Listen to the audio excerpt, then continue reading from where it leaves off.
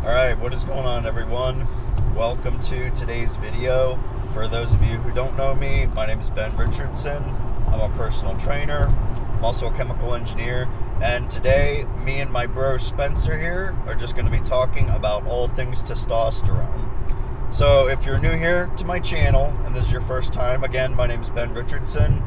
I'm here to help men reclaim their masculinity by boosting their testosterone levels naturally through things like nutrition and fitness and lifestyle decisions that they make in general. For the past several decades, testosterone levels in men has just been decreasing, and I'm here to build a community of men who want to do something about that because it's a problem in our society. So if you want to be a part of that, go ahead and subscribe and turn the notification bells on too, so that you don't miss out on any of my latest videos, because I do post every week.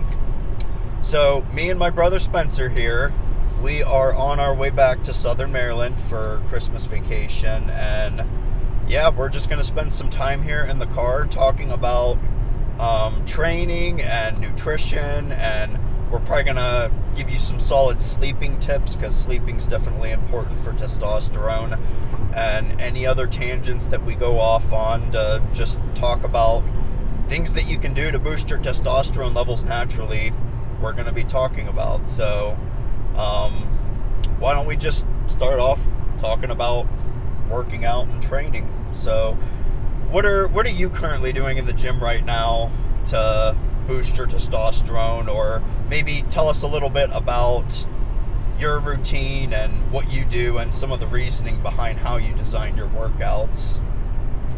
Yeah, so I kind of take a more simplistic approach. I split my training up usually into 2 to 3 different types of workouts that involve, a push-pull and a leg kind of style. And I usually utilize reverse pyramid training on my compound lifts to maximize the intensity on the first set. Obviously, I'll do some warm-up sets. Don't want to hurt yourself. Yeah, just to kind of get the blood flowing and stuff. Yep. But after I do my main compound lifts, usually, maybe 1 to 2 different compound exercises in one workout, no more than that. I'll do some isolation movements as well, like some bicep curls or tricep extensions, something like that. But so like a typical push day for me would look like incline bench press, 2 or 3 sets, and then maybe I would do some shoulders or maybe some weighted dips or something like that, and then I would hit some tricep extensions,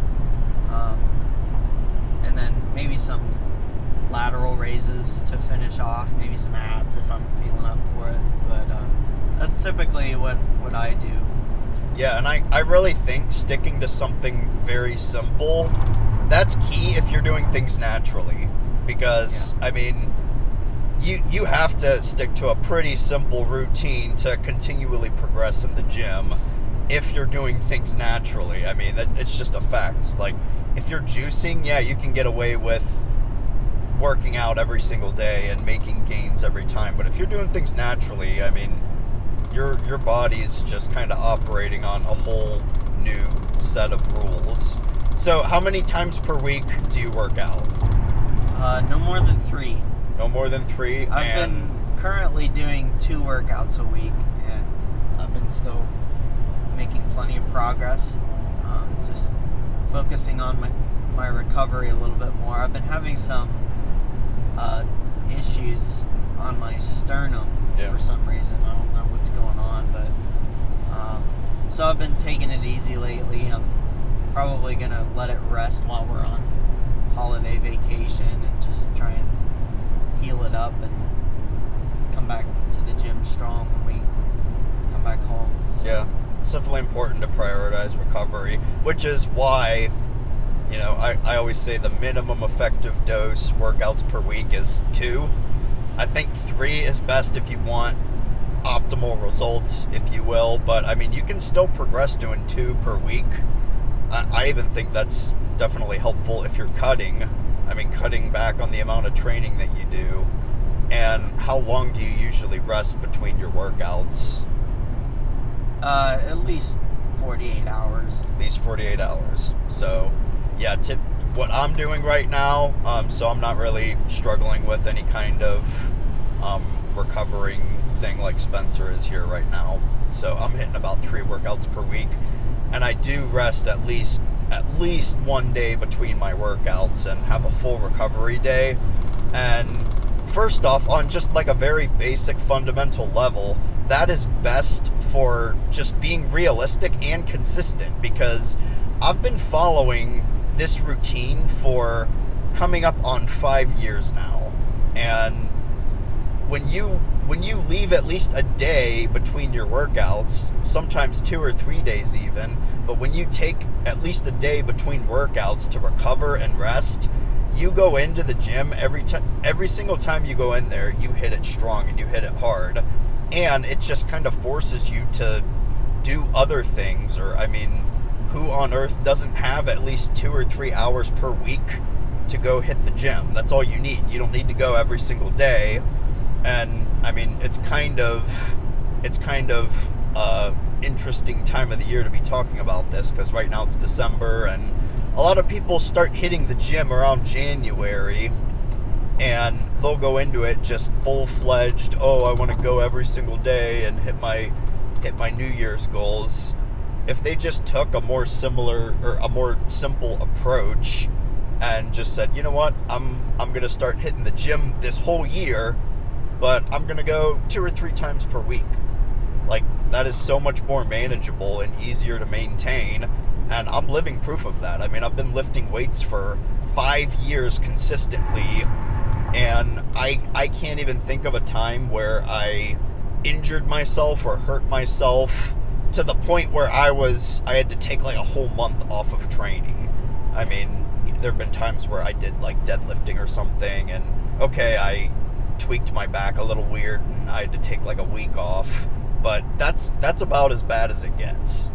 Yeah, I mean, I think that's definitely super important, because I mean, people think that they need to lose weight as fast as they can, and if they just do it more extreme and I'm gonna go to the gym every day, and I mean, you might be able to stick to that, doing these hardcore workouts every day for maybe a week, maybe 2 weeks, and then you know, you get off of it because you can't stick to it.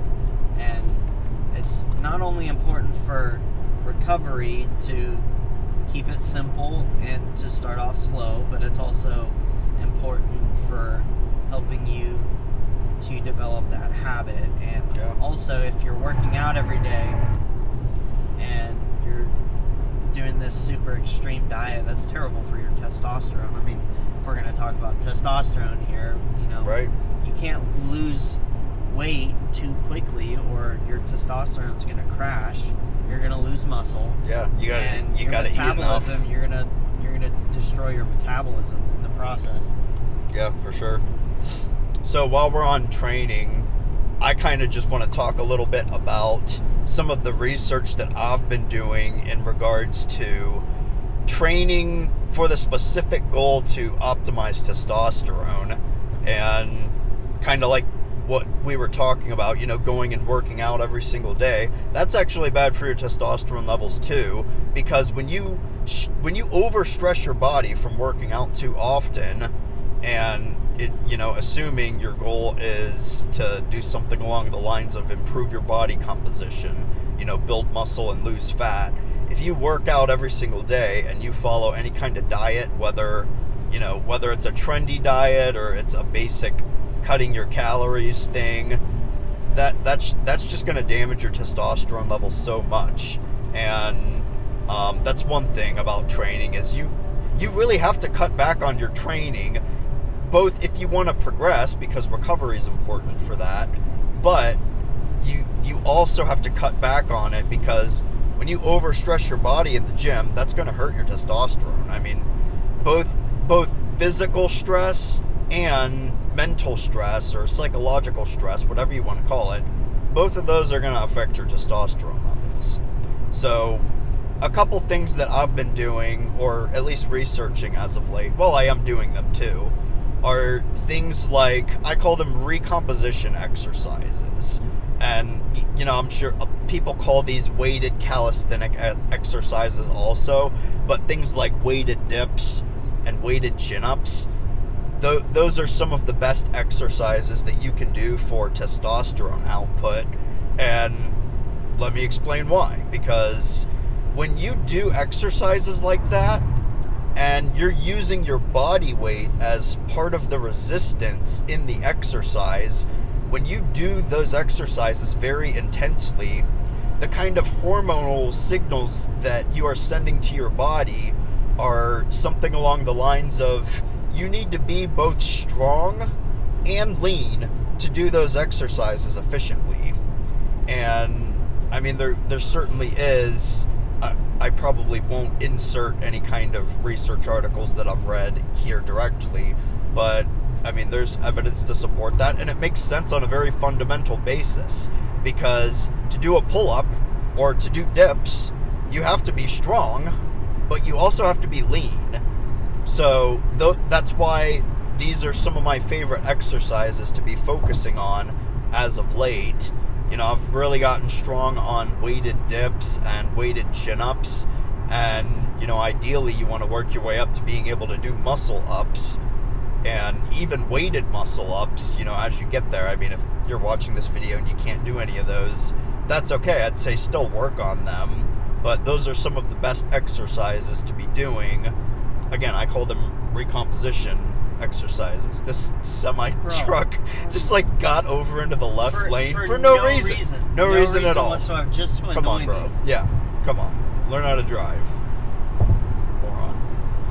Anyway, couple other things that I want to talk about. So, what are your thoughts on fasted training? I've done it. I've seen great benefits from doing it. I mean, really, for me, the time that I work out is usually after work, 4 or 5 o'clock in the afternoon. So kind of hard to fast all day. I haven't really been doing it, since I've been out of school. Just because, I mean, like you said, I'm not gonna fast until 4 p.m. in the afternoon, waking up at 6 a.m. and pushing through this hard workout, completely fasted. So it's not something that I really do anymore, and it's not something that you need to do. But if you're in college or whatever, and you have that freedom to kind of set your own schedule and or even if you telework. Or if you telework. Work at home. Yeah. Or if you work a job where you can kind of set your own schedule. So I've been doing a little bit more research around the benefits of not just intermittent fasting, but also fasted training. And I mean, like you said, it's not essential or mandatory for getting results, but I've personally been doing fasted training for the past month or so, and the reason I've been doing it is specifically because when I started doing more research on intermittent fasting and how intermittent fasting specifically affects testosterone, I found some pretty cool stuff. So I found this one Swedish study that showed that after about 12 hours, androgen receptors become more sensitive to androgenic hormones like testosterone and dihydrotestosterone, which is really cool. So after fasting about 12 hours or a little more than that, it kind of creates this storm in your body where your androgen receptors are actually more responsive to testosterone. So that's really cool, because when you work out in the midst of that storm, if you want to call it that, then it really kind of creates this I'll call it a zone for your body to be in, to trigger a lot of really good hormone responses to your training. So that's one thing. And I also read another paper about how fasting actually enhances growth hormone release. And growth hormone and testosterone both work synergistically together to improve overall body composition, lowering body fat and building muscle. So after doing some research about just how intermittent fasting affects your hormonal health, I guess my opinion has become a lot more strong as to whether or not you should work out fasted. I think if you have the option, you absolutely should. Like you said, it's not mandatory, but I mean, I'll just speak from my own experience this past month that I've specifically been setting out to work out fasted. I mean, first off, when you do intermittent fasting, I mean, do you experience like enhanced cognitive function? I mean, yeah, I feel amazing when I do intermittent fasting. Yeah, Spencer and I both do intermittent fasting, and in the morning when you're in a fasted state, you have this boosted cognitive function. I mean, this enhanced cognition where you have a lot more focus, you have a lot more energy, and I think that is one of the benefits of doing fasted training. Now, there is kind of like a sweet spot with fasted training, because you don't want to fast too long and then go hit the gym and hit a heavy workout. I'd say 18 hours is the absolute max that you should go if you're going to do fasted training, because eventually your cortisol levels are going to start to spike, and you don't want that. But I've become a lot more strongly opinionated as to the benefits of fasted training, just because, growth hormone spikes, androgen receptors become more sensitive to testosterone and dihydrotestosterone. And just to give you a real quick rundown on how that works. So testosterone is an androgen, so is dihydrotestosterone, or DHT. Both of those are androgens. And if you think of these hormones as kind of keys, then androgen receptors are keyholes. And that's pretty much a very simplified explanation of how testosterone works with androgen receptors. Now, the reason that I think men should specifically train and focus their training in their upper body is because men naturally have higher density of androgen receptors in their upper bodies, and they also have potential to increase androgen receptor density in their upper bodies. So areas like your shoulders and your arms, your chest, your traps, your upper back, you have a very high density of androgen receptors in areas like that, and you also have a lot of potential to increase androgen receptors in areas like that. That's why you can almost tell when guys are taking steroids, because you notice all those areas in their upper bodies just blowing up like balloons. And it definitely is still important to train your legs. You want strong, functional, powerful legs. But, I mean, it definitely is kind of like a bro science thing that, do hypertrophy training, barbell squats to boost your testosterone. It's just not the most effective way to train, because, first off, barbell back squats or deadlifts and lifts like that, where you use your legs a lot, those are very taxing exercises on your central nervous system, and you're going to get a much better bang for your buck, especially when it comes to boosting your testosterone levels, if you kind of shift that central nervous system focus towards doing big upper body exercises. So again, you still want to train your legs, absolutely, but making them the focus of your training, I really don't think that that's optimal. Me personally, I don't even do a leg day. I train my legs every time I go into the gym. I'll do Bulgarian split squats and weighted pistol squats and goblet squats and stuff like that. And I mean, funny enough, I probably have stronger, more functional, and more powerful legs than most guys in the gym who do heavy barbell squats. But I mean, yeah, what are your thoughts on leg training? How do you train your legs right now, and what are your thoughts on leg days? Yeah, I mean, I'm the same exact way. You know, I don't prioritize heavy barbell back squats. Like, I mean, it just seems like every time I try and do back squats, I end up hurting something. Yeah. And I mean, I'm sure my form isn't the best. And, yeah, sure. I mean, yeah, if your form is great and you really work at it, you know, I think it can be a good exercise. Yep. You know, for a functionality standpoint, but for me, it's just not worth the risk. I'd rather do something like pistol squats, which I think pistol squats are much more of a functional exercise than barbell back squats. Just because, like, I mean, if you're able to especially hold dumbbells and do multiple pistol squats, I mean, you have strong legs. You got some strong functional legs. Especially compared relative to your body weight. I mean...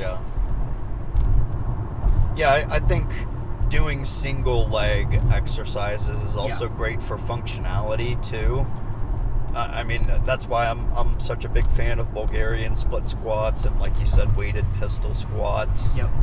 You know, just working each leg individually, I've just seen a lot of benefits. And I think another advantage of doing exercises like pistol squats and Bulgarian split squats for legs is that you strengthen a lot of muscles around your knees. Yep. I mean, you hear about all these guys that either injure themselves or they have bad knees and they can't squat very low. Well, that's because, like, your main leg lifts are things like barbell back squats and stuff like that. And you even see a lot of guys in the gym who need to wear those knee bands or whatever. Yeah. It's like it's because their main leg lifts are barbell back squats or leg press or something like that.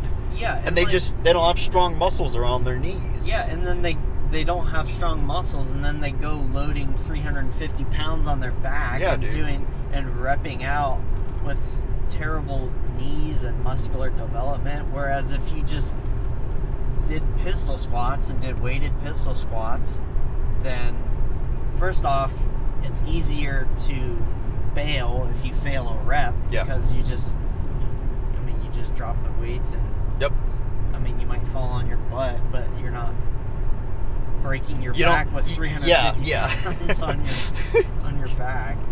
Yeah, I mean, kind of like you were talking about, like the whole risk to reward thing. Yeah. You know, I don't necessarily have a problem with barbell back squats or deadlifts. Yeah.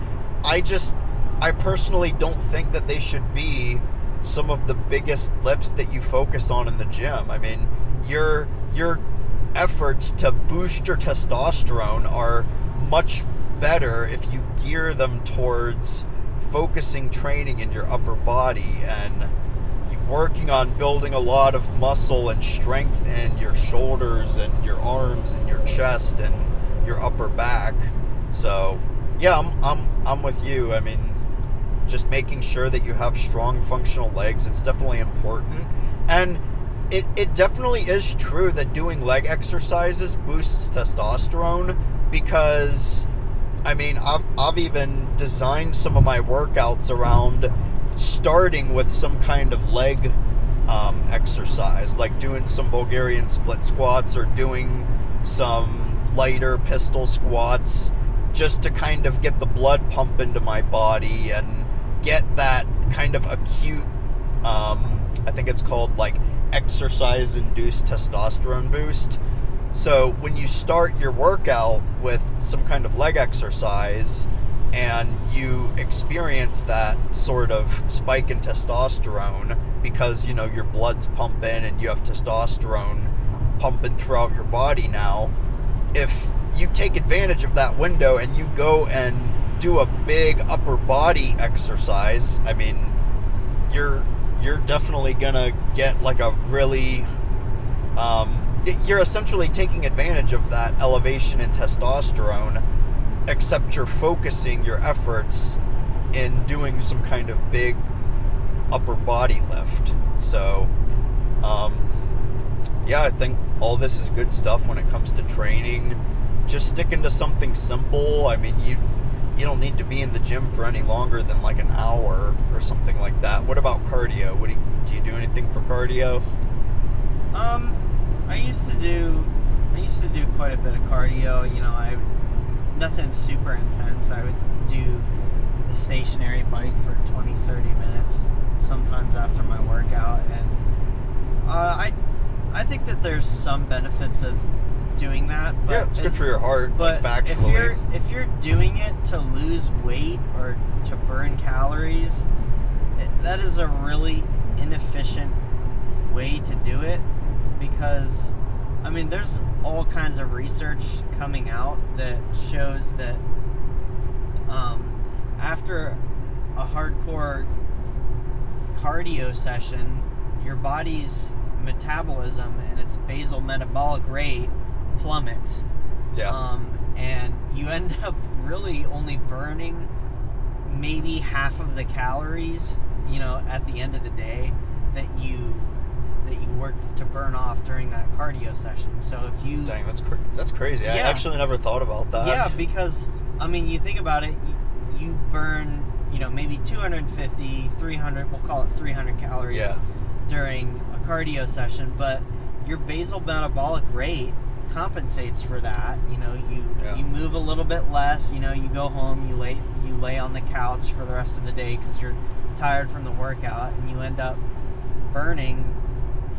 only netting, you know, maybe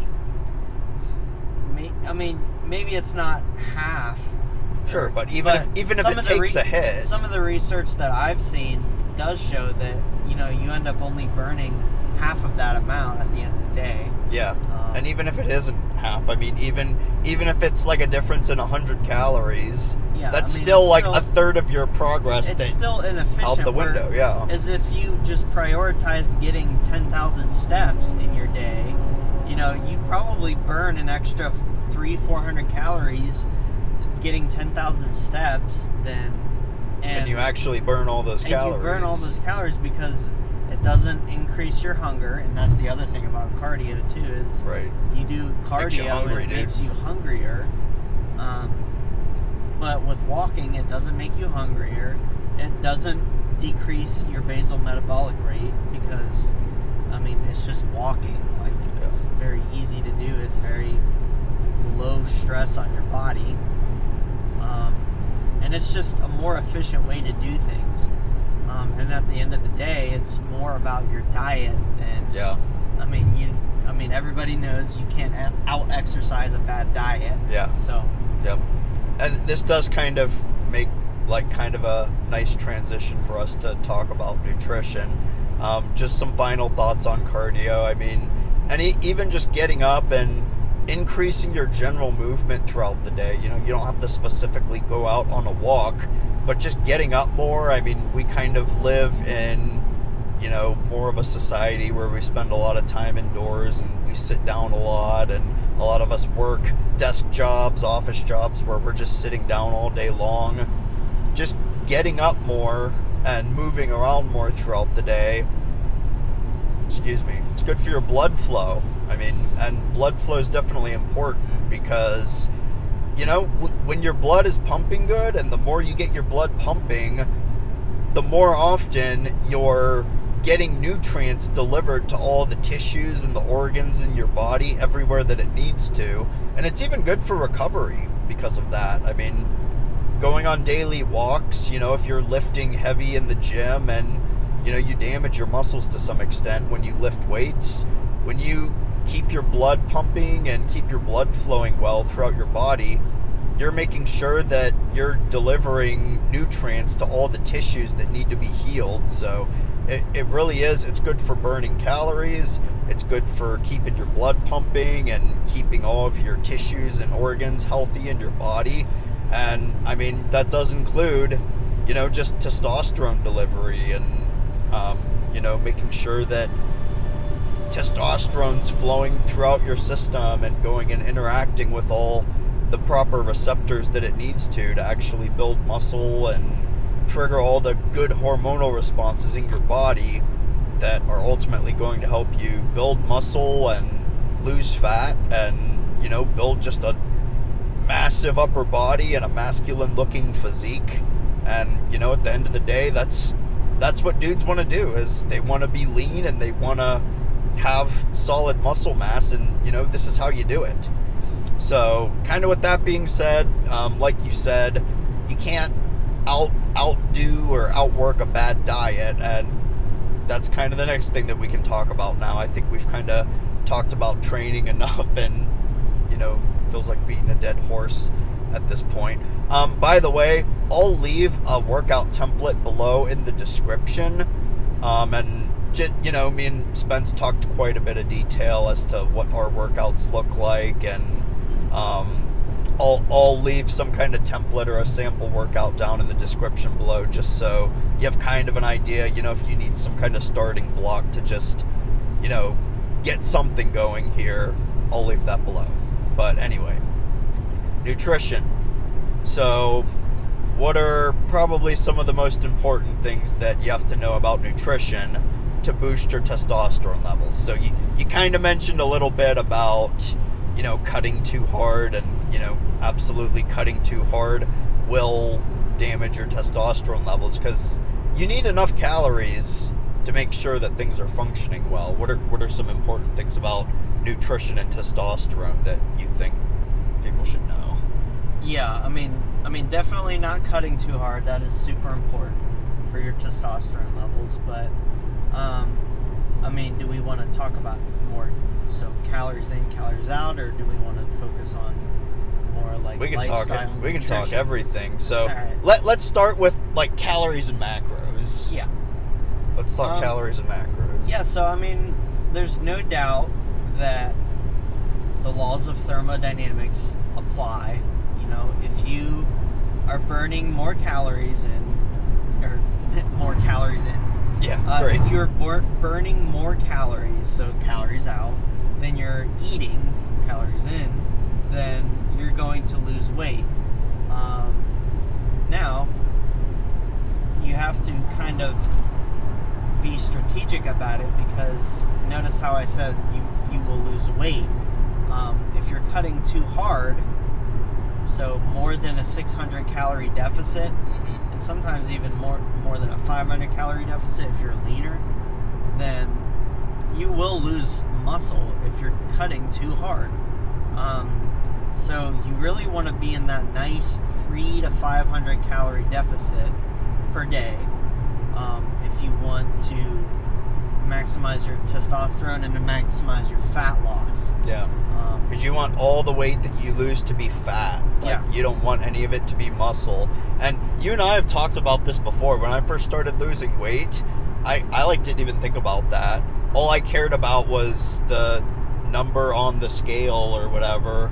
That's all I focused on was, I gotta lose weight, and I need the number on the scale to decrease.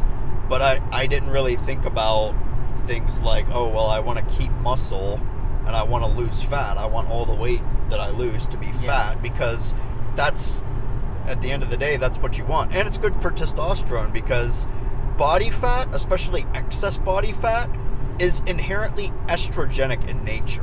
Yep. So carrying extra body fat, that's going to affect your testosterone, and the more muscle mass that you carry, that's going to boost your testosterone, and it's exactly what you want.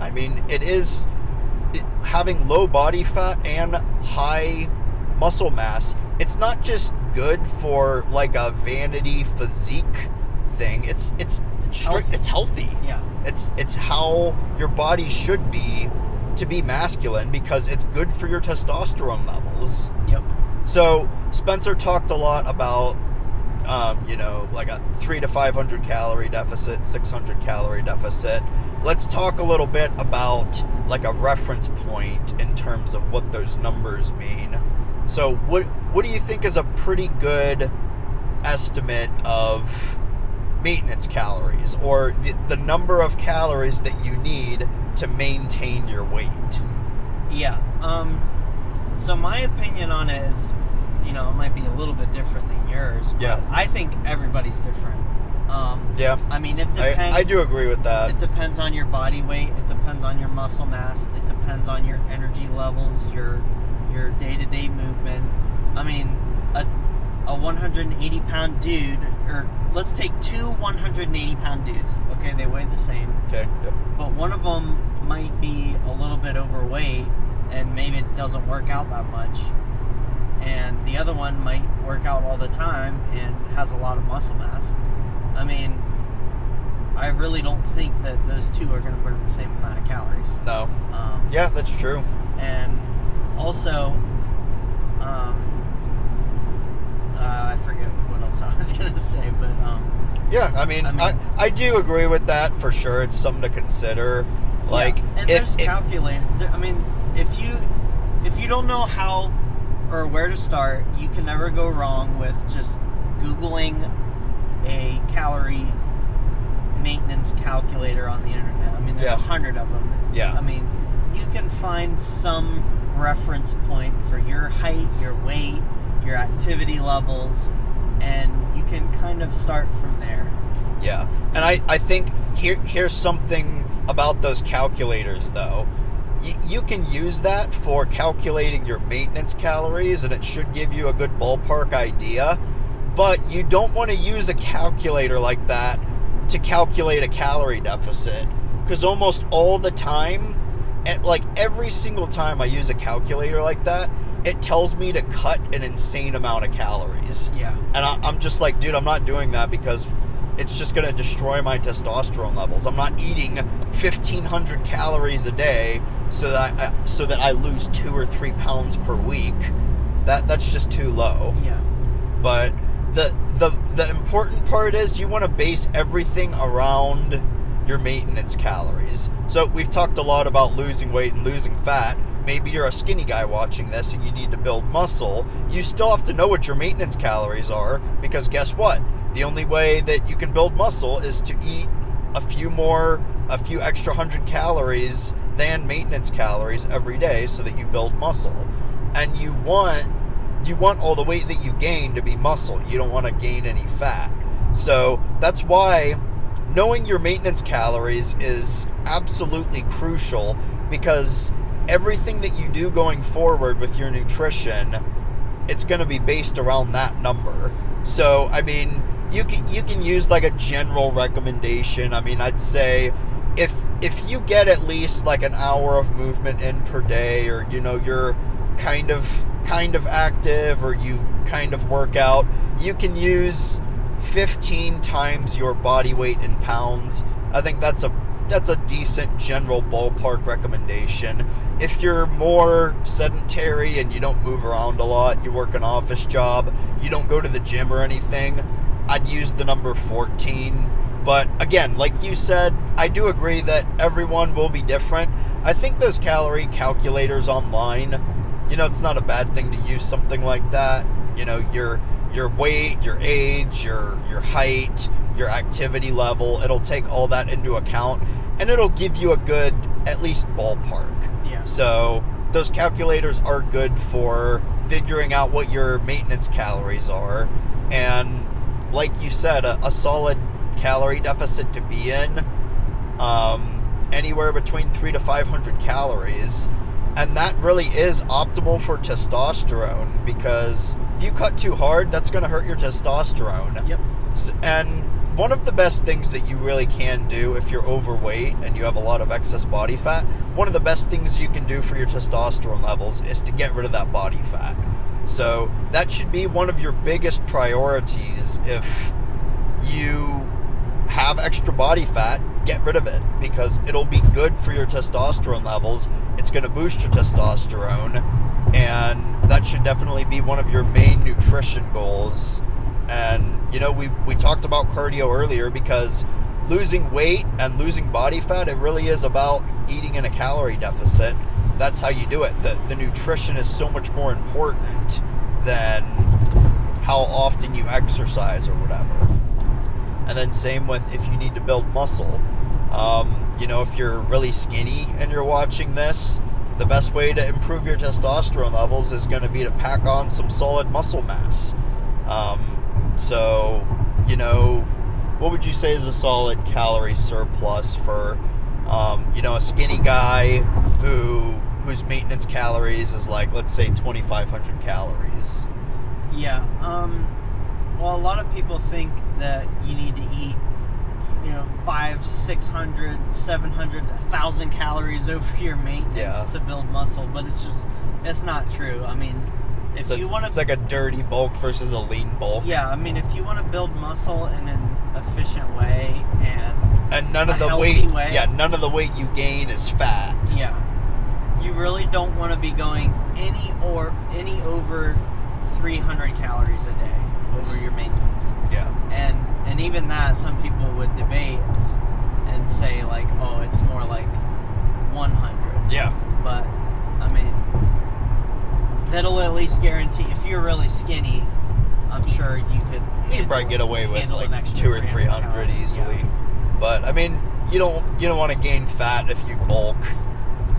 I mean, I'm definitely guilty about going on a bulk and overindulging. But it's easy to overdo. It is, but I mean, bulking shouldn't be viewed as this whole pass to just go crazy with your diet. You still got to be disciplined.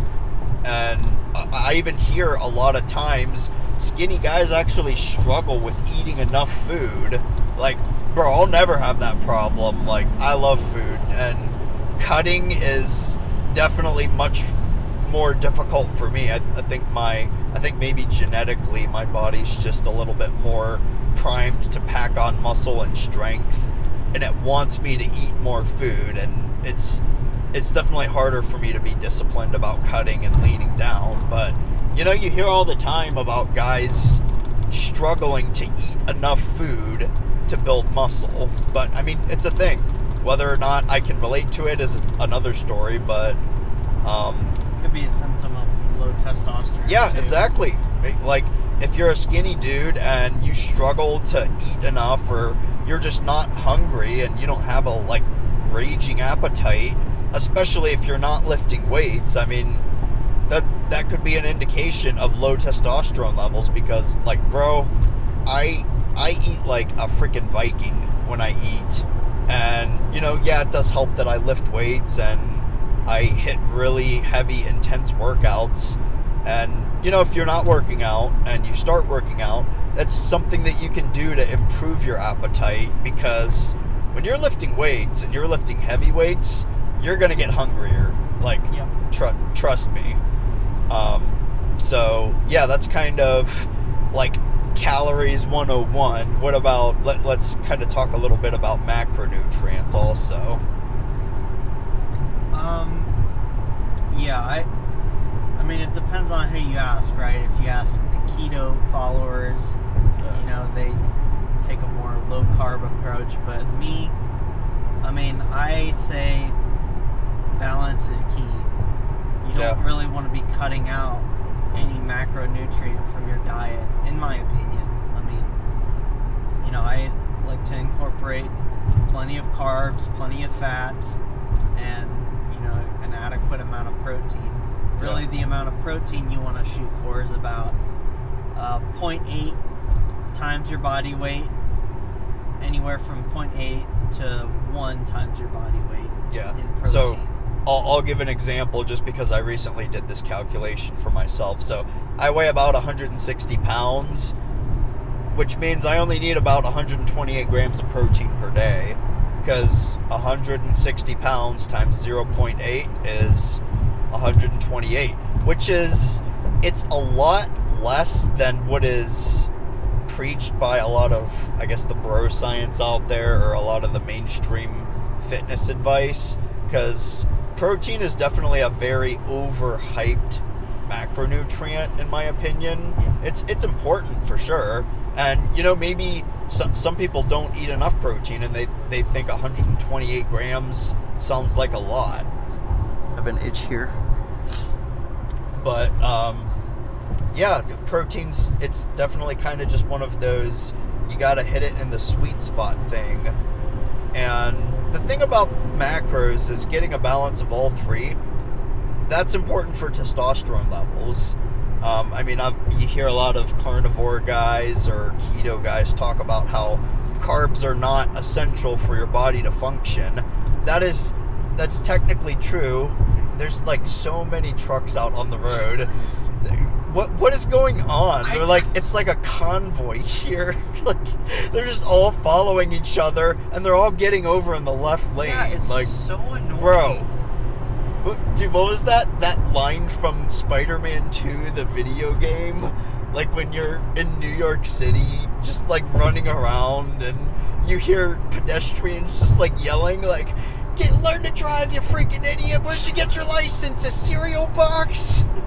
Dude, that was such a good game back in the day. GameCube. Spider-Man 2 on GameCube. Bro, Tobey Maguire Spider-Man all the way. Let me know in the comments what your favorite Spider-Man is, and I will get into a deep cutthroat argument with you if your answer is not Tobey Maguire. You think we're intense about nutrition? Yeah, you think we're intense about training and nutrition and testosterone? Like, bro, get us going on which Spider-Man is the best Spider-Man, and we'll destroy you. We will break you. Show them what's going on here. Yeah, let me. I don't know if I can switch the camera. Oh, okay. I'll just do this. Look at this. Look at this. Look at this. What a joke. Just blocking both lanes. Bunch of clowns. Like, all these trucks. Oh my gosh. Okay. Anyway. So, macronutrients. All three of them are important. So I was kind of talking about how a lot of the carnivore people and people in the keto crowd, carnivore crowd, talk about how carbs are not essential. Yeah, that's technically true. But the thing about carbs is that when you eat carbs, you are signaling to your body that things are good and, you are thriving. When you don't eat carbs, that triggers a lot of hormone responses in your body that are signaling that you're entering a period of starvation, which there are health benefits to that for sure. I mean, it's kind of the keto diet is well researched. Wow, my voice just cracked insane. But I'm talking a lot. I know. Holy cow. We're like almost 48 minutes. But I mean, carbs are good for your testosterone levels and good for your health in general. I always say on my channel, one of the first things that we talked about in biochemistry, when we talked about metabolism and metabolic pathways that cells use to make energy out of fuel, first thing we talked about was glucose metabolism, carbohydrate metabolism, because it's what your body prefers to use as fuel. Like, because it does so extremely efficiently. So when you fuel your body with carbohydrates, especially, good sugars, naturally occurring sugars from fruits and honey and, raw cane sugar and things like that, your body uses those kinds of carbs very efficiently. And when you fuel your body with things like that, it's just great for your health. And carbs are also very important if you train and lift weights. Like, dude, I don't know how people lift weights and get stronger in the gym and don't eat carbs. I don't either. Like, I don't understand it. I don't get how people do keto or even carnivore and lift weights and, like, how do you even do that? Like, how do you get stronger in the gym or have enough energy to go crush an insane workout if you're not eating carbs? I mean, I don't know a whole lot about the biochemistry of the keto diet, but with my basic knowledge, isn't like glycogen in your muscles fueled with carbs? Yeah, like, I don't know exactly. I just don't know how you hit a good workout and burn through your glycogen stores if you're not eating carbohydrates. Yeah. I mean, essentially, the simplified answer is that if you're not fueling your body with carbs, your body, like, there are metabolic pathways that your body can still take to still fill those glycogen stores. So, you know, you can still, your body will still use fuel to eventually convert it into glucose or fill the glycogen stores or whatever, even if you're not eating carbs. But, I mean, it's just not as efficient as fueling your body with carbs. And, you know, anyone can argue with me, you know, until we beat a dead horse with it as far as what the biochemistry is with that. But at the end of the day, I also just base it on my own experience and how I feel. Dude, I feel so good when, like, 50% of my macro split is carbs. Like, I've even gone higher than that, and I've seen nothing but benefits. You know, I stick to, like, 128 grams of protein. That might be, like, 25% of my macro split, and then just fueling up on carbs like crazy. With macros, kind of the general recommendation is all three are important, especially for your testosterone health, because you do still need fat in your diet for healthy testosterone levels, but you still need a good amount of carbs. And I've personally experimented throughout the years going very, very high in carbs, and I've seen nothing but benefits. I think when I was doing maintenance calories for a while, I was doing like 60% carbs and 20% protein and 20% fat. And I felt great doing that. And, you know, maybe you like fat more, and, you know, it's just your preference to eat more fat in your diet. And it is true that the higher the percentage of fat in your diet, the higher your testosterone levels. But I mean, that also does depend on the kind of fat that you're eating. And we can get into that. We could get into that, man. That'll be a whole discussion. But I mean, so we gave you a good general recommendation for protein.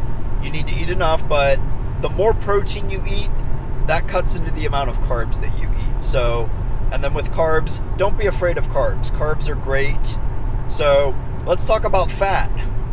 Fat is fun to talk about because, dude, like, man, fat is important for testosterone, but the type of fat that you eat is even more important for testosterone. It's so important. Yeah. So, basic rundown. There are 4 main types of fats that we eat.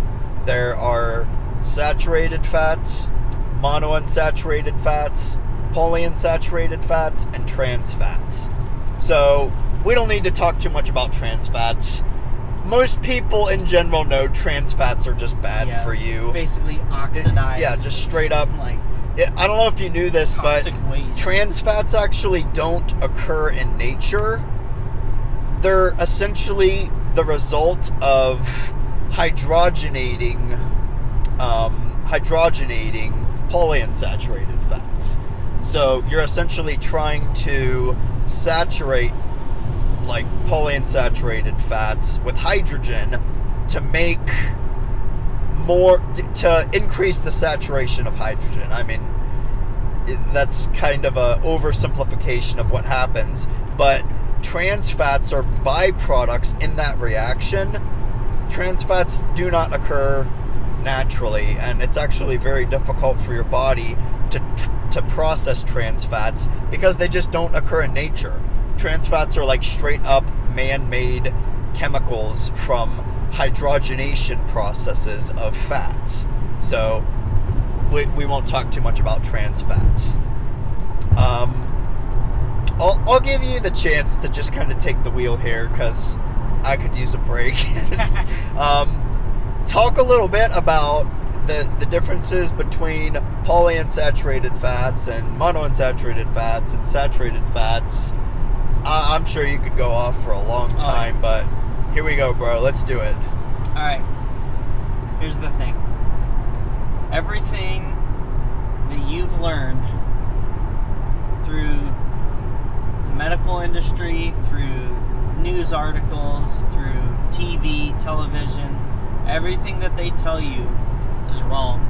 Okay? Not only is it wrong, it's deliberate bad information because, like, bro, let's get real here, man. Like, society doesn't want men to have high testosterone levels. The government wants you weak. The government wants you weak. Society wants you weak. The elites want you to be weak.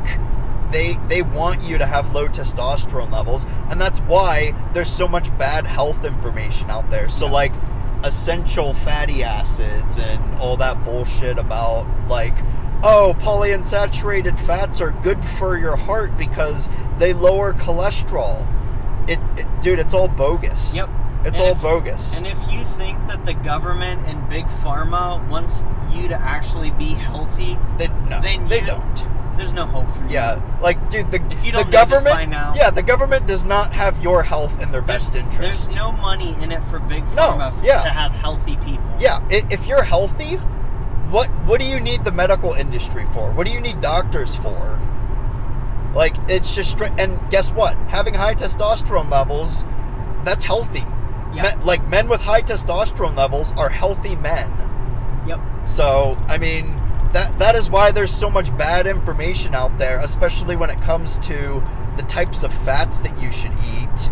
You know, polyunsaturated fats and saturated fats. You hear all the time, oh, red meat is bad for you because of the saturated fat. Butter is bad for you because of saturated fat. And now we're getting into it. Yeah, now we're getting into it.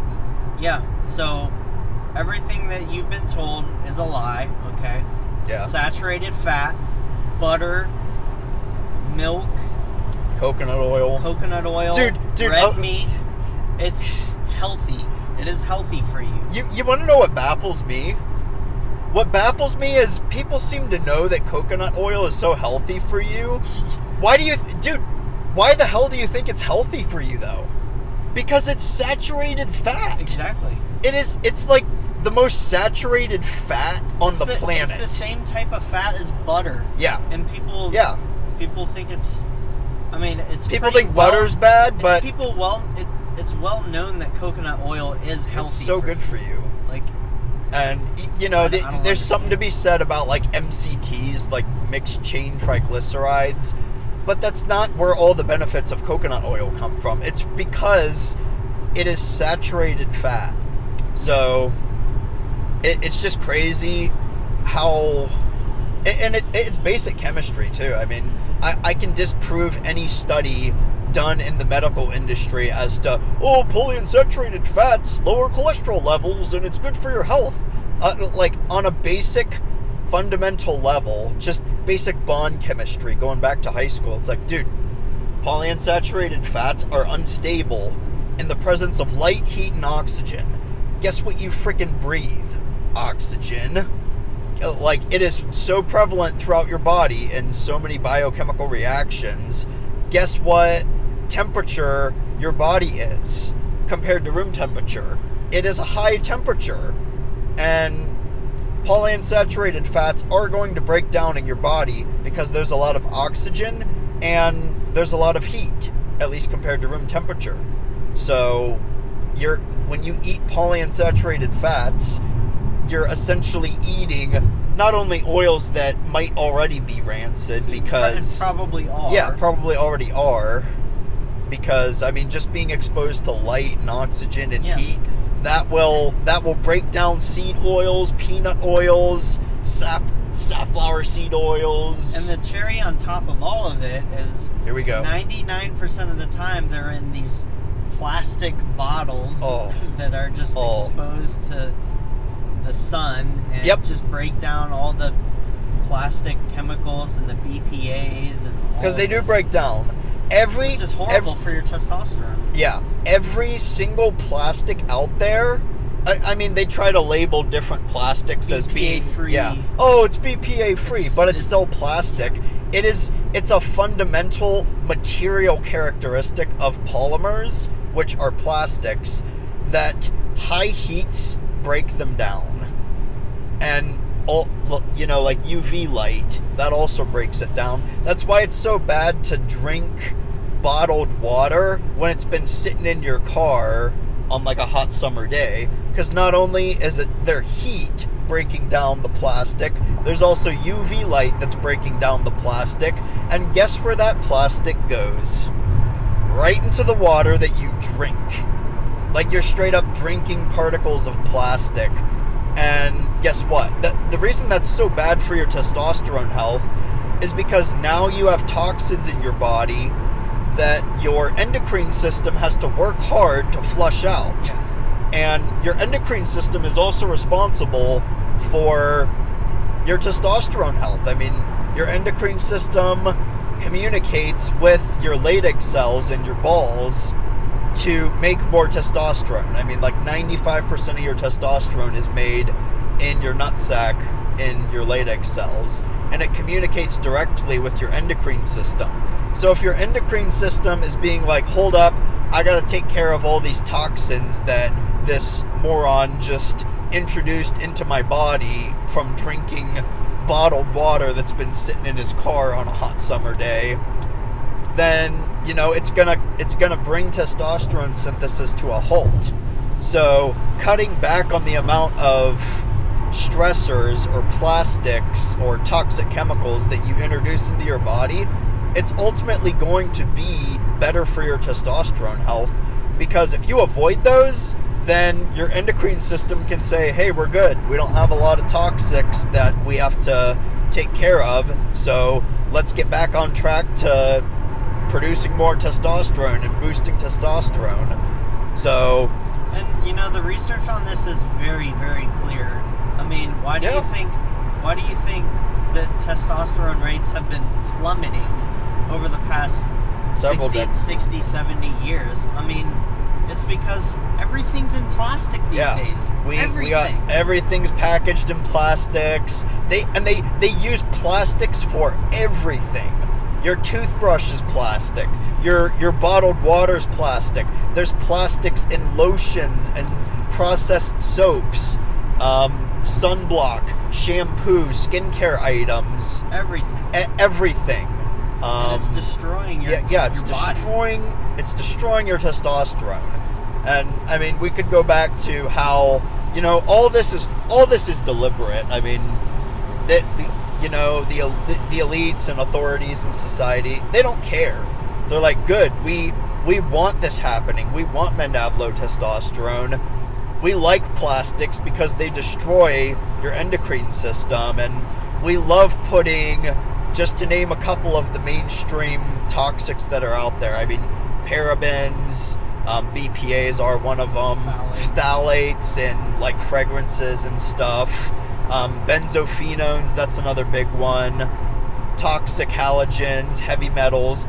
All these kinds of chemicals are like in your faucet water, like in your tap water. That's why you should never just drink tap water or faucet water ever.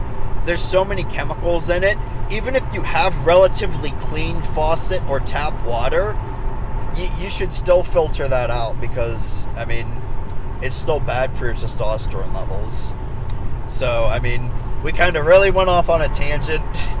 This, you know, takes us back to fats. Yeah. And we were talking about nutrition and stuff, but, I mean, kind of in a roundabout way, eating more saturated fats, it's just good for you. I mean, saturated fats are very stable in the presence of light, heat, and oxygen.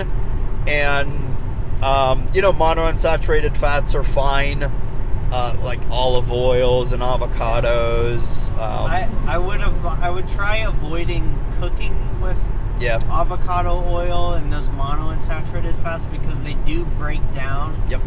And they can produce free radical oxidative damage in your system. Yeah. I'm like, just stick with butter. Butter's good on everything. Or beef tallow. Yeah. Beef tallow is good. I mean, that's a great replacement for, you know, olive oil. If you cook with a lot of oil, like, you know, olive oil and stuff. You get a great sear on your steaks and on your burgers if you use beef tallow. Yeah. And then if I love cooking my eggs in butter. Yeah, It's so I have tried every single fat source on planet Earth to cook my eggs in, and nothing tops butter. Yep. They cook so well, it tastes so good on it, and I mean, and egg yolks in general, that's another good fat source but dude, for sure. What about your cholesterol? Aren't you Cholesterol, aren't you yeah. gonna have high cholesterol? You're and have a heart gonna get attack? high cholesterol, and you're gonna die of a heart attack if you eat eggs and saturated fats, and like, it's just bull crap. Okay, so first off, let's think about like last time I went to the doctor, which it's been years since I went to the doctor. They told me I had high cholesterol, and they told me I should cut back on my carbs and watch my cholesterol and stuff. And I was like, dude, are you kidding me? Like, I walk into the gym and I strap on weight to myself to knock out pull-ups, and I'll strap at least 2 or 3 plates onto myself to knock out some weighted dips. I am stronger and more powerful than like 95% of the guys at the gym, if not every single guy at the gym. And like, you're telling me that my cholesterol is high and that I need to watch my diet and I need to cut back on my red meats and my saturated fats and the amount of eggs that I eat. If I told my doctor I eat like 4 eggs a day every single day, he'd like have a stroke. Dude. But I don't even have a doctor right now. But the whole cholesterol thing, first off, cholesterol is a straight up precursor to testosterone. Like, eating more eggs and eating more cholesterol will straight up boost your testosterone, because cholesterol is a precursor in testosterone synthesis. And the other thing about it is cholesterol has a lot of healing and repairing components to it. Yeah. That's why when somebody has a heart attack or they die from a clot, or they die from heart disease or something like that, they see that there is so much cholesterol built up in your arteries in your heart, and they think that that is the cause of your problems, but what they don't look at is the root cause and what was causing the cholesterol to go there in the first place. Probably your fat. It's because your arteries and eating PUFAs, so things like seed oils, highly processed vegetable oils and stuff like that, they've been known. I mean, the research is so clear that these things cause so much oxidative damage in your arteries, so much inflammation, and they can actually cause inflammation and scarring in your arteries. That is what causes the cholesterol to travel to your arteries and makes it appear like that's the main culprit, and that's why you should lower your saturated fat and lower your cholesterol. Yeah. But cholesterol is there. It's not true. Yeah. It's not true. Like, the cholesterol is there at those sites in the first place because it's trying to fix the issue. Exactly. And it's like, if you end up dying, it's still there. But and it can't fix the issue because you keep eating seed oils. Yeah, freaking trash, fried food. Caged chicken fingers. Yeah, and freaking McDonald's and fast food. Anything fried, like, any kind of fried food served at a restaurant, like, I guarantee you they use some kind of polyunsaturated fat for the oil. Yeah. Like, these places don't use coconut oil to fry foods in. Or beef tallow. Yeah, or beef tallow. If they use things like that, it'd be fine, but they don't. Because seed oils are so cheap, polyunsaturated fats are so cheap, vegetable oils so cheap. It's crazy. Yeah. And to make things worse, a lot of these places, they go 2 or 3 days without changing the oil in their fryer, and it's just constantly hot. And it's just like they're cooking food in rancid oil. Rancid oil. I mean, it's disgusting. Yeah. So here's the thing about polyunsaturated fat chemistry. So the prefix poly means many, and unsaturated fats are fat molecules with double bonds in the backbone of the fatty acid molecule. So heat can break those bonds, light can break those bonds, oxygen can break those bonds. And when those bonds break, they generate compounds called free radicals.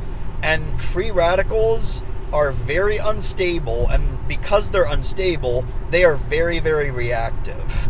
And that's a bad thing, because when you introduce those, when they're floating around in your system, they will react with anything in their path to reach a more stable energy state. And that's why they just cause so much oxidative damage and so much inflammation, because they'll just react with anything that they can. And it messes up your biochemistry, and that's why people they struggle with all these chronic health issues, because like they just eat so many polyunsaturated fats in their diets, or trans fats. But I mean, cutting out polyunsaturated fats is probably one of the best things that you can do for your health. I agree. And like straight up, I've even seen a chart of this research done where men, like healthy men, and it was straight up like a testosterone study. Like, as the percentage of fat that men ate increased, their testosterone levels did also increase, but that was also like the reverse was essentially seen with polyunsaturated fats. So eating polyunsaturated fats decreased testosterone, but if you increase the amount of fat that you eat in your diet, and you also increase the amount of polyunsaturated fats that you eat in your diet, your testosterone levels decrease. Yeah. I mean, I'll straight up insert that graph here so you guys can see it and kind of study it.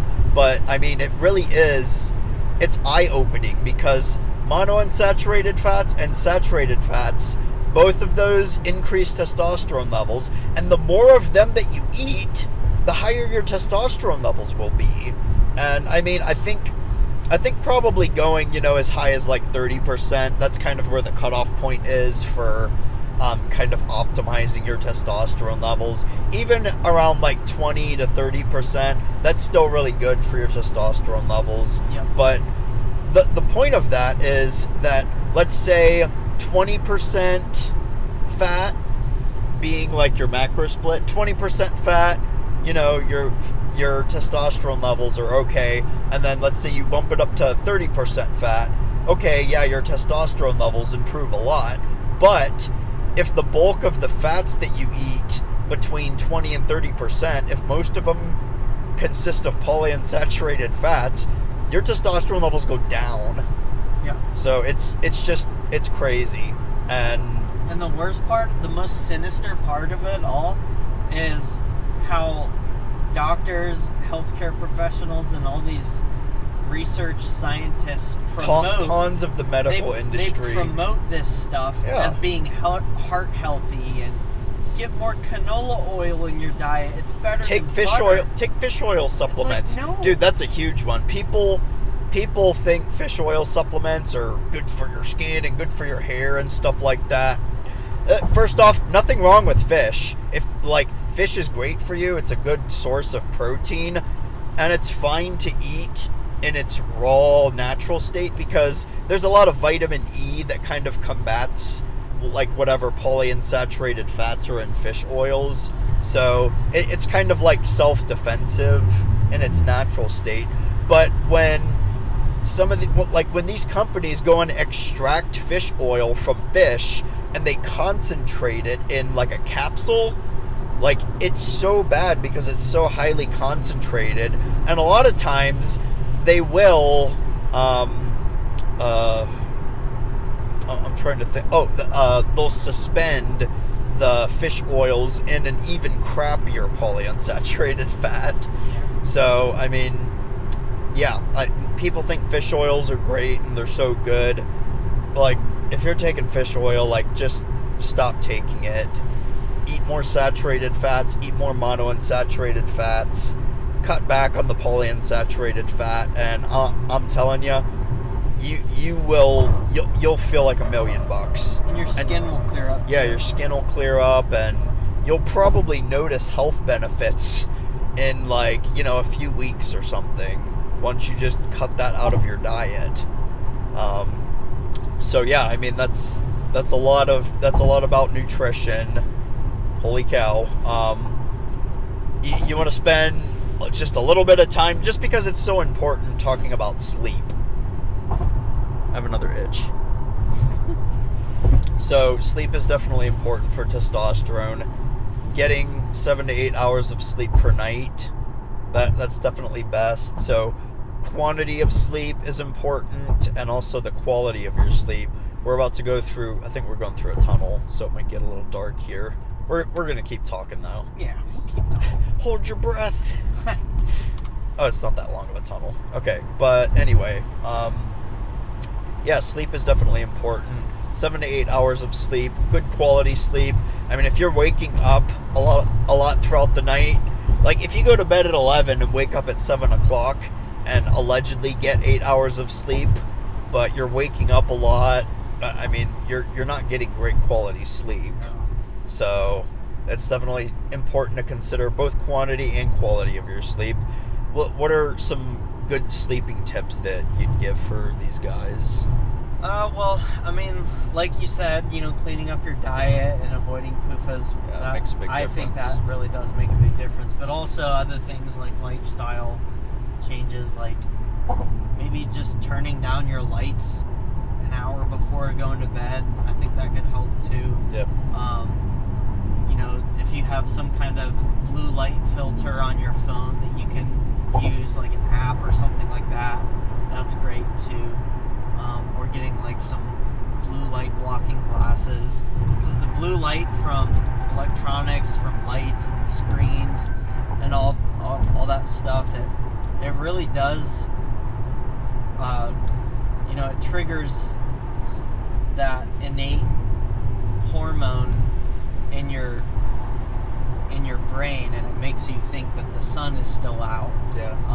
And actually, time to wake up. Yeah, it actually blocks the melatonin production a lot.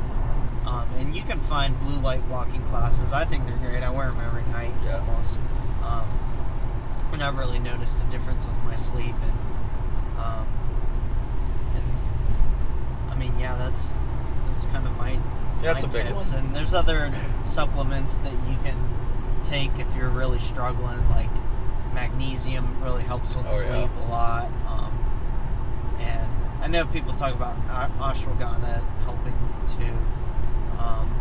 And getting important amino acids in your diet, like glycine, which is found in collagen, protein, and even kiwi.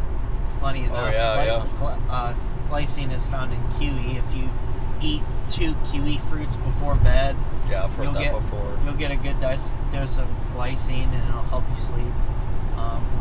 And definitely, and also another surprising thing is salt. Getting enough salt in your diet as well. That's true. It's very important for your neurological and musculatory function, and as well as your sleep. Yeah. Sure. So drinking a nice, the perfect cocktail to end the night is drinking a good cup of hot bone broth. You're getting your glycine. Put a bunch of salt in it, make it nice and salty, make it taste really good, and you'll be out like a light. Yeah. And add a couple kiwis on top of it. Yeah, a couple kiwis on top. Kiwi and bone broth don't really go well together, but like, dude, I don't care. I don't care either. Like, I will eat any two things together, even if they don't go together. Yeah. I'm trying to think of some weird combination foods. Like, I can't think of anything off the top of my head. I mean, I would definitely do that. I'd drink bone broth and like eat fruit with it or whatever. I've done it before. Yeah, exactly. So yeah, there's foods you can eat to help with your sleep. I think a couple things to kind of like help with your circadian rhythm, because like the blue light thing, that kind of goes into it. When you expose yourself to blue light, it kind of messes with your circadian rhythm, because it signals to your body, oh, it's time to wake up, it's time to be awake right now. And it's not time for the body to release relaxation hormones to go to bed. a couple tips are, when you wake up in the morning, do not hit the snooze button. Hitting the snooze button is like one of the worst things that you can do for your circadian rhythm. It's such a simple thing to do, but when you wake up in the morning, just get up immediately, get out of your bed and start your day. Don't hit snooze, because first off, that snooze that you're taking, like those 7 to 10 minutes that you're going back to sleep, that's not quality sleep. Like, your body is not entering into a restful state of sleep. Yeah. That's doing nothing for your body. And it's trying to go back into a restful state of sleep. And then you wake it up with the alarm again. And you do that 2 or 3 times. Oh, it's so bad. I promise you, you feel so much worse doing that than if you would just get up the first time. Yeah. And, like if you struggle with it, like, dude, push through it for a couple days, and your body adjusts very quickly to it. Yeah. Like, yeah, it sucks the first couple days if you're used to hitting the snooze button. Like, yeah, the first couple days you'll have to adjust, but you adjust quickly. So get up immediately in the morning. If you use your phone for your alarm clock, like, don't put it anywhere near your bed. Put it on the other side of the room so that you have to physically get up out of your bed in the morning to hit the alarm clock. But that's one good thing that you can do, is just get up immediately, stop hitting that snooze button. Getting outside, getting some sunlight, either in the morning, first thing when you wake up, or at least throughout the day. Like, when you're awake, getting sunlight, it's good for your circadian rhythm, because when the sun's out, that's when you want to be awake, and then when the sun goes down, that's when you want to be asleep. So getting exposure to the sun when it is out, that's going to be good for your circadian rhythm. Definitely. And then a couple other things that are just good for your testosterone in general. So lower temperatures are definitely good for testosterone production. That's why your balls essentially sit in a sac outside of your body, because low temperatures are optimal for testosterone synthesis in your ball sac. And a couple things that you can do to kind of optimize that temperature is sleep naked. I don't know if you've ever slept naked before. Yeah, I like sleeping naked. It's good because it keeps your balls cool throughout the night, and it's good to, you don't have any waist restriction throughout the night. If you wear pants or sweatpants or pajamas that restrict your waist at all, I mean, it's not going to make a huge difference, but it can partially restrict blood flow down to your legs and your feet and stuff. And I mean, your balls are kind of on the other side of your body below your waistline. So if you're restricting blood flow down to your balls and your wiener, then, I mean, you're not getting optimal blood flow throughout the night. And that's really when the bulk of your testosterone production takes place, because your hormone productions operate on a circadian rhythm as well. That's why it's very common to fall into patterns of hunger. You adjust to intermittent fasting. Like, I don't even get hungry during the morning because my body is adjusted to it. So when I wake up in the morning, for the first few hours, my body just knows, I'm not hungry. But come lunchtime or come dinner time, my body knows, okay, this is usually when you eat, so, this is when we're going to start. Here we go with the good old semi-trucks in the left lane, slowing everyone down and trying to pass everyone on the highway. Thank you. But anyway, your hormones operate on a circadian rhythm, and testosterone is a hormone. Just like, your hunger levels fluctuate throughout the day, your energy levels fluctuate throughout the day. All of that is because, it's all based on hormones and hormone production, hormone regulation. It's no different with testosterone. It's no different from, libido and energy levels and really anything, any kind of feeling that you experience. It's based on some kind of hormone release. So mastering your circadian rhythm is going to be good for your sleep, and that's why sleep is so good for testosterone, because when you get into a good circadian rhythm of sleeping very well for 7 to 8 hours every single night, then you're gonna like get on this pattern of signaling to your body, okay, now's the time to sleep well, now's the time to signal testosterone. So, that's why it's so good. And I guess one more sleeping tip is to just sleep in a very dark room. Oh yeah. Get some of those black curtains that block out any kind of light that you possibly can.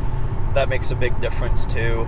I actually kind of hate my room because there's like a bar out back and there's a lot of light that comes in, and I have black curtains and whatnot, but there's still a little bit of light that works its way in, and it's still fine. I sleep okay, but I would love to just sleep in a pitch black room like I used to back at my place in Maryland.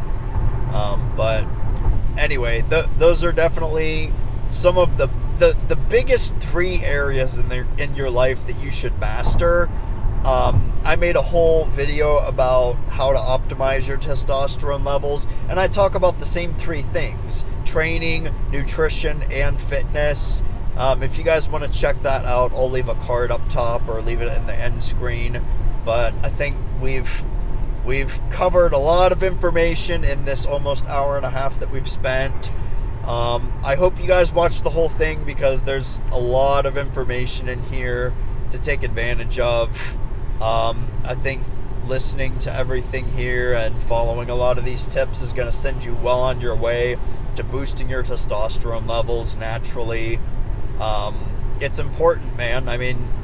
On average, like your average Joe today has low testosterone levels. If you take all the proper disciplines to master control of your sleep, your nutrition, and your training, and you boost your testosterone levels, like, dude, that's one of the easiest ways that you can differentiate yourself as a man. Bro, I don't know about you, but I swear women can smell testosterone. Like, I swear, like, it comes out through, your skin, and there might be some trace concentrations in your sweat. I swear women can smell testosterone. Maybe that's crazy, I don't know, but having high testosterone levels just makes you a healthy man, like, straight up. And like, being strong and being healthy, that's how men should be. So that's why I started my YouTube channel. That's why I want to build a community of men who want to take control of their health and their testosterone levels, because we got to do something about this. This really and truly is the real pandemic going on throughout the world. Is men's testosterone health is suffering because of everything that takes place in the bad health information that's out there. So anyway, I'm going to wrap up the video. If you made it to the end, I appreciate both the support. I hope you got a lot out of the video. And, good luck with your testosterone boosting efforts. Thanks a lot for watching, everyone. Take care, and see you in the next video. See ya. Adios.